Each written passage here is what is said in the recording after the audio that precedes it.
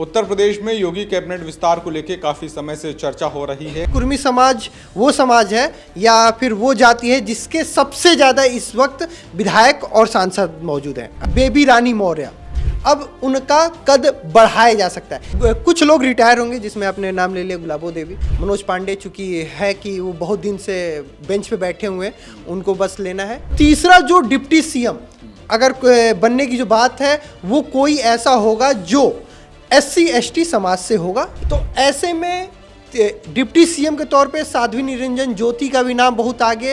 एक अटकलें हैं कि केशव प्रसाद मौर्य सेंटर में जा सकते हैं। नमस्कार, मेरा नाम है आनंद मिश्रा और आप देख रहे हैं बतकही चौक।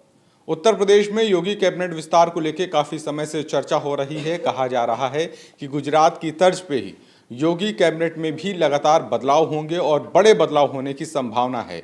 कहा यह भी जा रहा है कि उत्तर प्रदेश सरकार को एक नया डिप्टी सीएम मिलने वाला है, यानी कि तीसरा डिप्टी सीएम भी मिलने वाला है।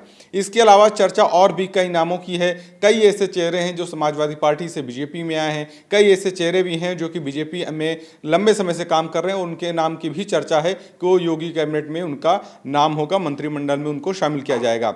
लेकिन अंदर खाने में क्या कुछ चल रहा है, कौन से ऐसे नाम हैं जिनकी चर्चा सबसे ज़्यादा है और ये संभावना है कि उनको योगी मंत्रिमंडल में विस्तार मिलेगा, उनको जगह मिलेगी, ये जानने और समझने के लिए अपने प्रोग्राम एडिटर व्यू में हमारे editor in chief Brajesh Tiwari ji से ये समझने की कोशिश करेंगे कि क्या कुछ उत्तर प्रदेश की सियासत में चल रहा है। सर, क्या चल रहा है कि ऐसा तमाम दावे हो रहे हैं कि योगी कैबिनेट में एक तीसरा डिप्टी सीएम मिलेगा, उसमें भी जातिगत आधार पर भी चर्चा हो रही है। क्या कुछ अंदर खाने में चल रहा है?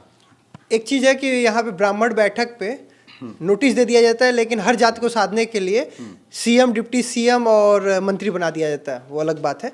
अब आइए कि SC हमने देखा कि पीछे अभी प्रदेश अध्यक्ष आया जो कुर्मी समाज से है। कुर्मी समाज के बारे में थोड़ा सा समझ लेते हैं कि कुर्मी समाज वो समाज है या फिर वो जाति है जिसके सबसे ज़्यादा इस वक्त विधायक और सांसद मौजूद हैं, और जातिगत जायज है।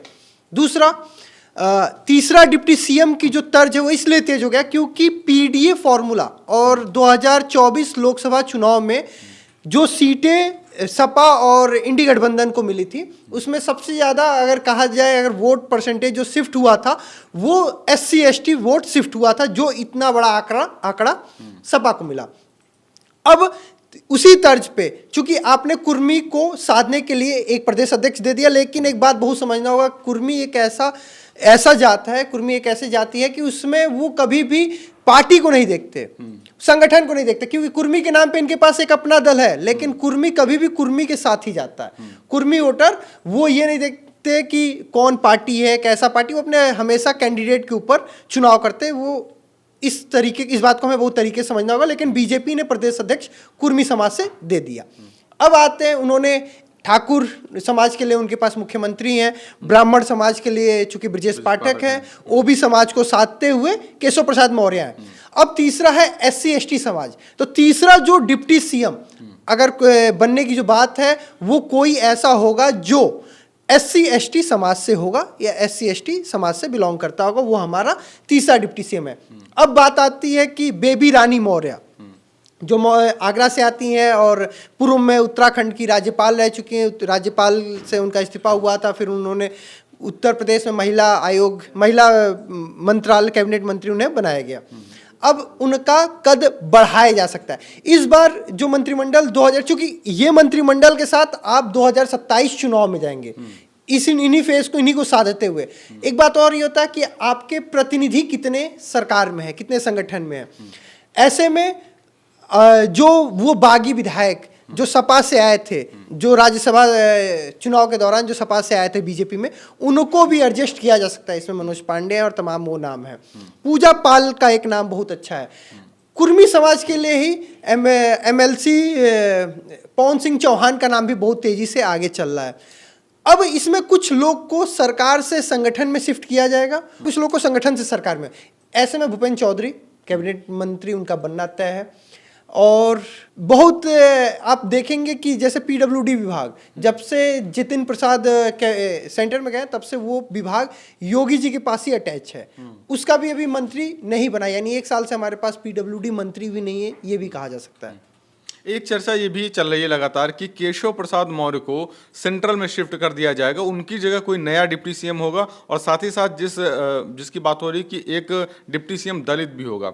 तो ये तीसरा जो डिप्टी सीएम होगा, इनमें कौन से ऐसे नाम है जो चर्चा में है? देखिए, बीजेपी के लिए, बीजेपी जहां तक है, केशव प्रसाद मौर्य पहले राष्ट्रीय अध्यक्ष बनने की बहुत अटकलें तेज थी, क्योंकि उन्होंने प्रदेश अध्यक्ष बनने के लिए भूपेन्द्र चौधरी के दौर में ही मना कर दिया था। उन्होंने साफ कह दिया था, उनके नेतृत्व में एक बार चुनाव हो चुका, वो जीत चुके, अब उससे प्रमोशन होगा ना, आपका डिमोशन तो होगा नहीं बार बार। आप डिप्टी सीएम से प्रदेश अध्यक्ष फिर पर नहीं बनेंगे। ऐसे में एक अटकलें हैं कि केशव प्रसाद मौर्य सेंटर में जा सकते हैं चुनाव के बाद या चुनाव के दौरान, उन्हें सेंटर में उनका कद बढ़ाया जा सकता है। ऐसे में आप देखिए, साध्वी निरंजन ज्योति का लगातार, वो चूंकि ओबीसी समाज से आती हैं, उनका लगातार वो मेल मुलाकात का दौर बहुत तेजी से है। उनका जेपी नड्डा के साथ मुलाकात की तस्वीरें, जिस हिसाब से वो तस्वीरें बता रही थी प्रदेश अध्यक्ष चुनाव के दौरान उनकी मौजूदगी, तो ऐसे में डिप्टी सीएम के तौर पे साध्वी निरंजन ज्योति का भी नाम बहुत आगे। उससे अब दो बातें हैं, एक महिला भगवाधारी जो इनके तर्कस में तीर और बढ़ जाएगा। अभी तक आपके पास योगी आदित्यनाथ हैं हिंदुत्व कार्ड के नाम पे, भगवाधारी के नाम पे, अब ऐसे में साध्वी निरंजन ज्योति भी उसी क्रम में आपके साथ शामिल हो जाएंगे। चूंकि साध्वी निरंजन ज्योति की चर्चा हो रही, तो कौशाम्बी से केशव प्रसाद मौर्य आते हैं, साध्वी निरंजन ज्योति फतेहपुर से सांसद रही हैं, तो अगर केशव प्रसाद मौर्य शिफ्ट होते हैं सेंट्रल की तरफ, तो कहीं ना कहीं वो एक स्पेस खाली होगा, इसको भरने की क्या कोशिश होगी? वही साध्वी निरंजन ज्योति है ना, कि आपके पास पूजा पाल की बात चल रही है, तो जो एरिया आपके पास से जा रहा है, आपने उसको सेंटर में, आपने राज्य से भी आपने प्रतिनिधि दे दिया, ताकि आप उस एरिया को भी साथ दे रहे हैं, समाज भी आपका सज जाए।